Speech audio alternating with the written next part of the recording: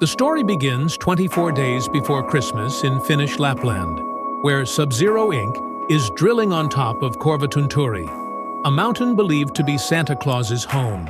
A concerned foreman, Mr. Green, reports to his manager, Mr. Riley, that they've found an unusually thick layer of sawdust 400 meters beneath the surface.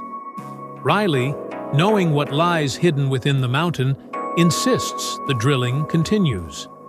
He gives Green a safety memo instructing him to wash behind his ears, which, to Green, seems like a joke, but Riley is serious.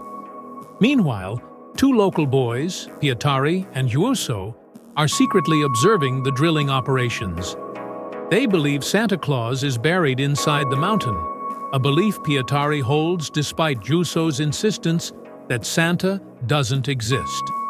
After an explosion at the mountain's peak, Pietari finds books depicting Santa as a horned monster who punishes naughty children. The fear instilled in Pietari by these books culminates in him fearing Christmas. He even ignores the Advent calendar, terrified of opening the last window. One morning, Pietari notices barefoot footprints on the porch canopy, reinforcing his fear. He confides in his father, Rauno, but the latter dismisses it as imagination. Later, while reindeer herding, Pietari insists Santa has been walking under his window. However, no one believes him. The reindeer herders, including Rauno, Pietariinen, and Juuso, discover their herd mysteriously wiped out. Pietari, however, notices barefoot marks under the dead reindeer, confirming his suspicion that it was Santa. Angered, Rauno and his friends decide to confront the drilling company. They break into their office, but find it abandoned. Pietari discovers a diagram showing the burial site inside the mountain, confirming their worst fears. They've dug up Santa. Back at home, Pietari shares his knowledge of Santa's history with Juuso, explaining how the people of Lapland once trapped him in ice and buried him under Korvatunturi. Juuso dismisses it, but Pietari remains convinced. Rauno, frustrated and troubled, is unable to enjoy the Christmas spirit. Pietari, worried, asks if his father would be upset if he disappeared. Rauno sends him to bed, hiding his own sadness. That night, Pietari sets up a system to wake him if he falls asleep, but he does drift off. Meanwhile, at the mountain, the workers are terrified by the creature they've excavated from the ice. Riley, however, demands they hand it over to him. Rauno, attempting to heat the fireplace, ends up triggering a trap Pietari has set for Santa. Although Rauno dismisses it as a joke, he later finds a man trapped in the pit. He pretends everything is normal, but Pietari is convinced it's Santa. Later, Pietariinen, dressed as Santa, arrives to wish Pietari a Merry Christmas.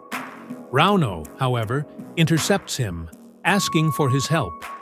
Pietari, following them, witnesses them dragging a bearded old man into the slaughterhouse. It turns out to be Ryan Green, the foreman, who has been captured by the creature. Rauno, unsure what to do, decides to dispose of Green to cover their tracks. Pietari, left alone, discovers a scary doll in the wolf trap. Meanwhile, the old man, alive and sensing something, starts moving. Rauno, Aimo, and Pietariinen investigate, finding the old man inside. Pietari, calling his friend's parents, discovers they've all disappeared. At the slaughterhouse, the old man remains silent and unconcerned. The men decide to hold him hostage until the drilling company pays a ransom. Pietari arrives, claiming he's been a bad boy and needs to be punished. He reveals that Santa has taken all the children, revealing the truth to the adults. The old man prepares to attack him. The men restrain the old man and discover, via his radio, that Riley is sending a helicopter to collect Santa. They decide to sell Santa to Riley. They take the old man, dressed as Santa, to the mountain. Riley, unaware of the situation, arrives. The friends demand $85,000 for Santa, but the old man, revealed to be one of Santa's elves, causes Riley to demand they disarm themselves. The lights go out, and the pilot disappears. The remaining workers, now revealed as elves, surround them. Pietari, meanwhile, escapes into the hangar, where they discover a huge horned creature trapped in ice. Santa Claus.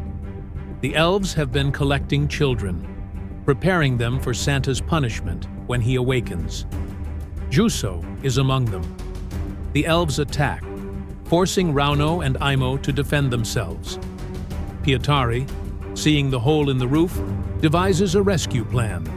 He fires a shot, silencing everyone and presenting his plan. Use the children as bait to lure the elves away.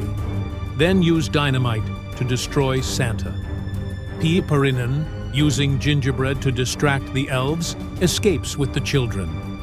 Rauno and Aimo, drilling holes in the ice, prepare to blow up Santa.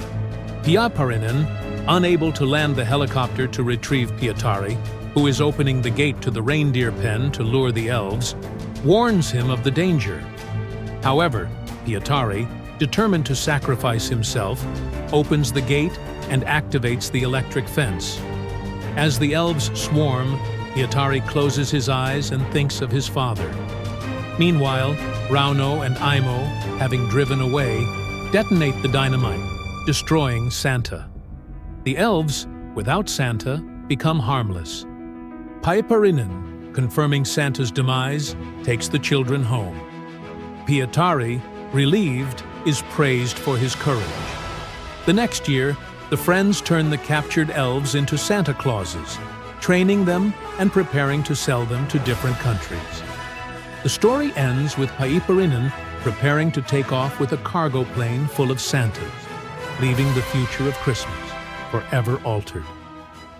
If you enjoy it, click and subscribe and watch the next video.